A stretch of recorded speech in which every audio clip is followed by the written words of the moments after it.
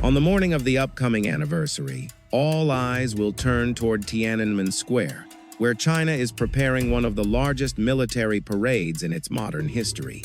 Officially, the event is framed as a commemoration of the 80th anniversary of victory in the War of Resistance against Japan and the end of World War II, but beneath the surface, this spectacle is far more than a national holiday. It is a carefully choreographed display of power, identity, and contested memory. As tens of thousands of soldiers march in step, accompanied by tanks, missiles, and aerial formations, Beijing seeks not only to honor the sacrifices of the past, but also to project an image of unity and strength to both domestic and international audiences. Yet what should have been a day of remembrance and peace is already emerging as a battlefield of narratives. Japan, still haunted by its wartime legacy, views the Chinese commemoration not as neutral remembrance, but as a deliberate political maneuver designed to keep alive the image of Japan as aggressor. According to diplomatic leaks, Tokyo has quietly urged governments in Asia and Europe to reconsider attending the parade, warning that their presence could be interpreted as tacit endorsement of Beijing's version of history. This transforms the ceremony from a cultural celebration into a geopolitical contest, where attendance or absence becomes a signal of alignment in the ongoing struggle for influence in Asia. From a military analyst's perspective, the scale and symbolism of this parade cannot be dismissed as mere ceremony. Every step, every formation, every historical reference serves multiple layers of strategic messaging. Domestically, it reinforces the narrative that China endured tremendous suffering under Japanese occupation, but ultimately emerged victorious through resilience and sacrifice. For the People's Liberation Army, the display of modern weaponry and precision drill is a reminder to the Chinese population that the military stands as the guardian of national pride and security. Internationally, the event is designed to showcase China's transformation from a victim of imperial aggression into a global power capable of defending its sovereignty and projecting strength. But therein lies the controversy. While Beijing claims the parade is about honoring history, the framing unmistakably carries undertones of anti-Japanese sentiment. The speeches, the slogans, and even the choice of historical footage all serve to underline Japan's role as the aggressor, which Tokyo interprets as an effort to entrench hostility rather than promote reconciliation. This clash of interpretations underscores the deeper struggle between China and Japan over who gets to define the memory of World War II in Asia. Memory is not passive, it is an instrument of power. By convening the world at Tiananmen Square, China is seeking to validate its version of history before an international audience. Japan, in response, is attempting to undermine that validation by discouraging attendance. Thus, the parade becomes a proxy battlefield, where symbols, gestures, and absences matter as much as troops and weapons. For observers, the question is not simply whether leaders attend or stay away, but what message their choice sends about the shifting balance of influence in the region. The opening act of this commemoration, therefore, is not merely about the choreography of soldiers, but about the choreography of geopolitics, where every movement is scrutinized and every absence interpreted. In this sense, the Tiananmen Parade of Remembrance becomes a test of loyalty, memory, and strategic alignment in an Asia still struggling to reconcile its past with its future. Japan's quiet but deliberate response to China's planned military parade represents more than a simple diplomatic protest. It is a calculated attempt to reshape the geopolitical narrative in Asia at a moment when history and power collide. According to leaked reports from the Japanese Ministry of Foreign Affairs, Tokyo has sent confidential messages through its embassies across Europe and Asia, urging leaders to avoid attending the Tiananmen commemoration. The reasoning is clear. Participation could be construed as implicit approval of Beijing's portrayal of World War II, one that emphasizes Japanese aggression while positioning China as the ultimate victim and victor. From Japan's perspective, this is not just about optics, it is about legitimacy. For decades, Japan has walked a fine line between acknowledging its wartime atrocities and promoting its post-war identity as a peaceful, responsible nation. Yet Beijing's commemoration threatens to tilt that balance, reinforcing the idea that Japan remains defined by its darkest chapter. For Tokyo, allowing world leaders to stand alongside Chinese officials at such an event would be tantamount to surrendering the power to define history itself. Thus, the strategy of urging non-attendance becomes an act of defensive diplomacy, aimed at preventing Beijing from monopolizing the memory of the war. Analysts note that this campaign reflects Japan's acute awareness of the role that symbolic events play in the struggle for influence. A military parade at Tiananmen is not only a domestic spectacle, it is also a stage where China invites the world to validate its narrative. If leaders from Europe, Asia, and perhaps even Africa appear, their presence grants weight to Beijing's claim that its version of history is universally recognized. Conversely, their absence would dilute the parade's legitimacy, turning the spectacle into little more than a display for domestic consumption. This explains why Tokyo has invested significant diplomatic capital in persuading others to stay away. Japan's appeals have been carefully framed. Rather than issuing confrontational statements, Tokyo has couched its requests in terms of caution, urging partners to consider the broader implications of attending. Japanese diplomats emphasize that the parade risks being used as a propaganda tool to inflame anti-Japanese sentiment and could destabilize regional relations at a time when cooperation is crucial. In private briefings, Japanese officials warned that participation could inadvertently widen the rift between Beijing and Tokyo, undermining efforts at reconciliation and cooperation. At the same time, Tokyo is leveraging its alliances. By quietly sharing its concerns with Washington, European capitals, and key Asian partners, Japan is building a coalition of skepticism. The message is subtle but effective.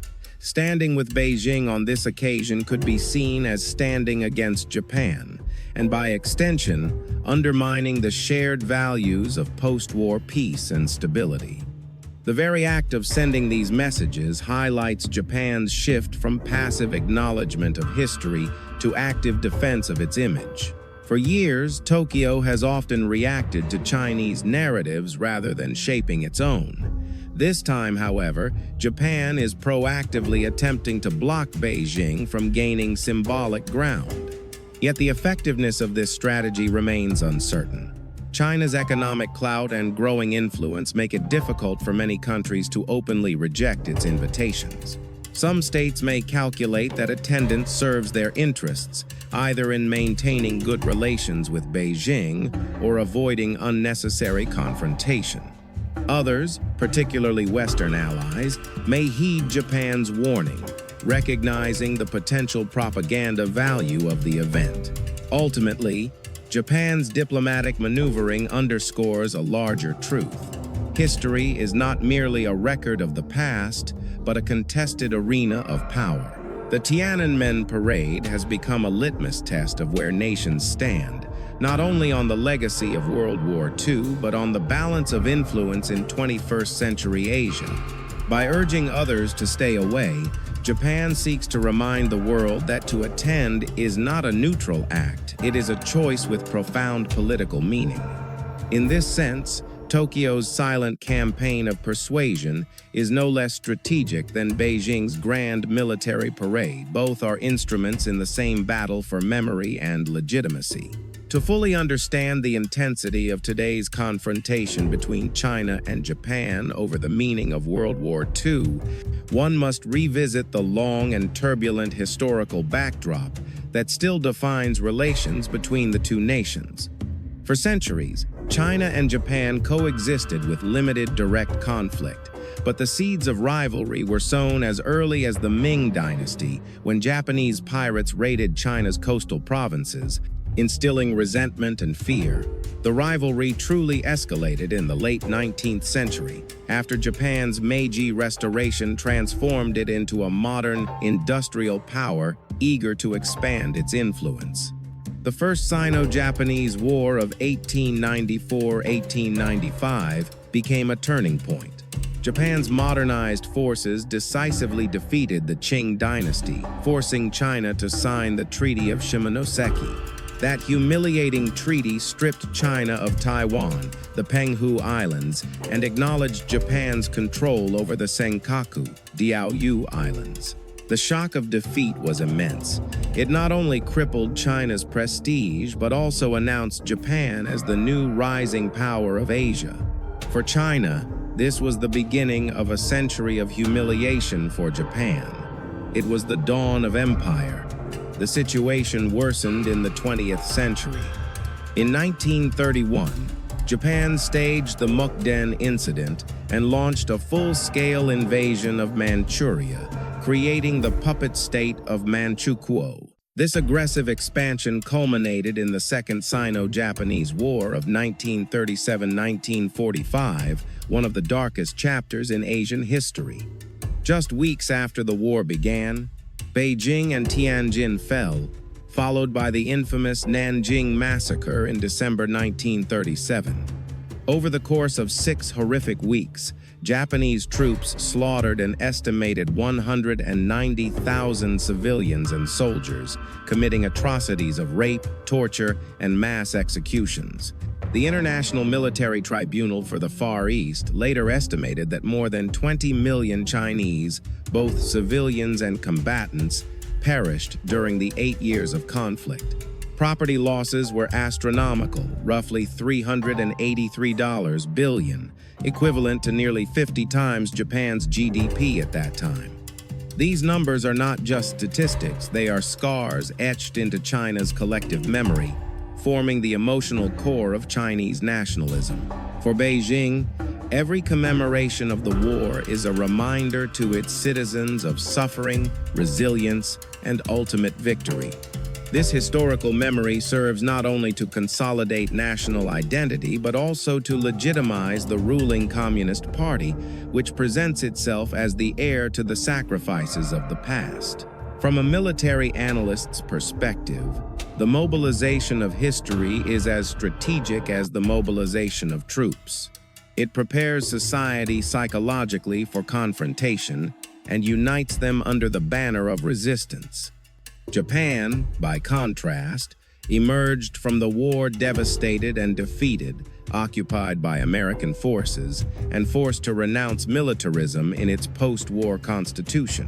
In 1972, China and Japan normalized diplomatic relations, with Beijing renouncing demands for reparations while Tokyo acknowledged its wartime responsibility. In 1978, the Treaty of Peace and Friendship marked a period of cooperation, and Japan even became one of China's largest aid donors, contributing over $25 billion between 1979 and 2022. Yet despite these gestures, the wounds never fully healed. The Senkaku-WWII dispute remains a flashpoint, with both nations citing centuries-old documents to justify sovereignty. Japan insists it has controlled the island since 1895, while China points to Ming and Qing records. The dispute reignited in 1972 when the U.S. returned administrative control of the islands to Japan, sparking outrage in Beijing. Even when leaders agreed to shelve the dispute, periodic provocations, Japan building facilities, China increasing naval patrols have ensured the issue remains a simmering source of tension. Beyond territory, the question of how Japan remembers its wartime past fuels further bitterness. The Yasukuni Shrine, which honors 2.5 million Japanese war dead, including convicted war criminals, has become a lightning rod. Each visit by Japanese prime ministers provokes condemnation from China, South Korea, and other nations that suffered under Japanese occupation. Meanwhile, in China, the government actively cultivates anti-Japanese memory. Textbooks, films, and television dramas highlight Japanese atrocities. Hundreds of anti-Japanese films are produced every year, often depicting Japanese soldiers as cruel villains and Chinese fighters as near-mythic heroes. These portrayals are not mere entertainment, they serve a political function of reinforcing national unity through shared grievance. In recent years, incidents of violence against Japanese citizens in China, or boycotts against Japanese products, have underscored how deeply these historical narratives penetrate society. Beijing leverages this sentiment as a political tool, deflecting domestic discontent by channeling anger toward Japan. Events like Japan's 2023 release of treated Fukushima wastewater into the Pacific further inflame public outrage. China swiftly banned Japanese seafood imports, calling the move selfish and irresponsible, causing severe economic damage to Japan's fishing industry. All of this highlights the enduring volatility of Sino-Japanese relations, where history is not relegated to textbooks, but actively weaponized in present disputes. In military analysis, this is a form of psychological warfare. Controlling the narrative of history becomes a means of controlling national morale and international legitimacy. For China, invoking Japan's past aggression validates its own rise as a defender of justice. For Japan, struggling to move beyond its imperial past, each new commemoration feels like a trap that keeps it bound to an image it longs to escape.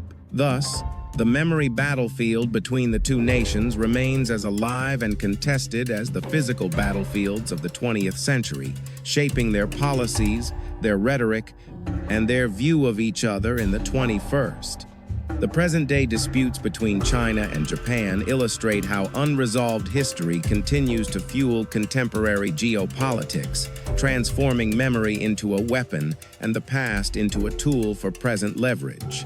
At the heart of today's confrontation lies not only the bitter legacy of war, but also tangible conflicts over territory, symbols, and political narratives. The Senkaku Diaoyu Islands remain a flashpoint, where Chinese Coast Guard vessels and Japanese patrol ships engage in near-daily standoffs. These small, uninhabited islands, strategically located near important shipping lanes and potential energy reserves, have become more than maritime rocks. They are symbols of sovereignty, pride, and legitimacy. From Beijing's perspective, asserting claims over Diaoyu is part of rectifying historical injustices for Tokyo. Defending Senkaku is about preserving post-war sovereignty and signaling to its allies that Japan will not be bullied into concessions. Each incursion, each naval maneuver, is therefore magnified as an assertion of national will. Beyond the islands, other symbolic battlegrounds remain equally potent. The Yasukuni Shrine issue persists as one of the most explosive triggers of anti-Japanese sentiment in China. When Japanese prime ministers or senior officials visit the shrine, Beijing unleashes a storm of diplomatic protests, accusing Tokyo of glorifying war criminals. In response, Japan insists that such visits are about honoring the dead, not rewriting history.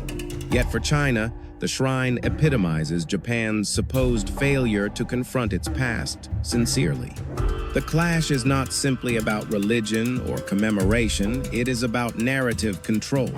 For Beijing, every visit validates its portrayal of Japan as unrepentant and dangerous, while for Tokyo, resisting outside interference is framed as a matter of sovereignty and independence. Popular culture further intensifies this confrontation. China has turned remembrance into an industry, producing hundreds of anti-Japanese films and television dramas annually. These works, often portraying Japanese soldiers as barbaric villains and Chinese fighters as superhuman patriots, embed wartime grievances into the consciousness of younger generations. State-run media amplifies these narratives, ensuring that nationalism and resentment remain alive. For Japan, These constant reminders fuel frustration as the country struggles to move beyond its wartime image. From a military analysis perspective, this cultural weaponization of memory functions as strategic psychological conditioning. It hardens domestic resolve in China, maintains readiness for confrontation, and positions Japan as a perpetual other. At the same time, more recent events provide Beijing with new opportunities to stoke outrage. Japan's 2023 decision to release treated wastewater from Fukushima into the Pacific Ocean sparked fury across China. Beijing immediately imposed bans on Japanese seafood imports, portraying the move as selfish and irresponsible. The policy inflicted severe damage on Japan's fishing industry, but more importantly, it gave the Chinese government a fresh pretext to inflame nationalist sentiment, linking environmental issues with historical grievances. This pattern reveals a consistent strategy. Whenever social or economic tensions mount domestically, Beijing can rally public opinion by amplifying anti-Japanese narratives. Japan, meanwhile, finds itself in a dilemma. On one hand, it must assert its sovereignty and defend its national interests, particularly in contested territories and historical debates. On the other hand, Tokyo is eager to project an image of modernity, peace, and international cooperation. This tension is evident in its diplomatic push to dissuade other nations from attending China's military parade. For Tokyo, allowing world leaders to stand with Beijing at Tiananmen would undermine decades of effort to frame Japan as a responsible post-war power. Yet despite Japan's warnings, many countries remain tempted by China's influence. Beijing offers trade, investment, and political clout that few nations are willing to forego. Thus, the parade becomes more than a commemoration. It is a diplomatic trap. Attendance signals recognition of China's narrative absence, risks economic consequences. From the perspective of military and geopolitical analysis, this is a test of alliances. Nations must decide whether to align with Japan's caution or embrace China's invitation. The result will reveal not only the strength of Japan's diplomacy, but also the limits of Beijing's coercive charm. In the broader strategic context, China is leveraging history to reinforce its contemporary posture as a great power reclaiming its rightful place. By constantly reminding the world of Japan's aggression, Beijing legitimizes its military modernization, justifying the expansion of the PLA as a safeguard against historical recurrence. Japan, in turn, leans on its alliance with the United States and its integration within the liberal international order to resist being cornered. This clash of narratives is no longer confined to historians or classrooms. It unfolds in diplomatic forums, media campaigns, economic sanctions, and even the maritime maneuvers of coast guards. The present, in other words, has become a continuation of the war by other means. As analysts observe, the military parade in Tiananmen Square symbolizes this struggle perfectly. On the surface, a celebration of peace, yet in reality a reminder that history remains weaponized, its ghosts mobilized for modern strategic gain. The Tiananmen Parade is not only a commemoration of past wars, it is a clear demonstration that unresolved history continues to drive conflict and strategy in Asia today. For Beijing, the event is carefully staged to show strength, resilience, and legitimacy, reminding both its people and the world that China has transformed from victimhood to power. For Tokyo, the spectacle threatens to drag Japan back into its darkest past, undermining decades of effort to build an image of peace and responsibility. This is not merely about ceremonies, it is about legitimacy, alliances, and power. From a military analysis perspective, history is no longer neutral, it is weaponized. Beijing wields it to justify military modernization and consolidate nationalism, while Tokyo counters with diplomacy and alliances to escape the shadow of empire. Yet reconciliation remains distant, and mistrust only grows deeper. For the international community, the parade has become a test of loyalty. Attendance signals acceptance of Beijing's narrative, absence risks retaliation.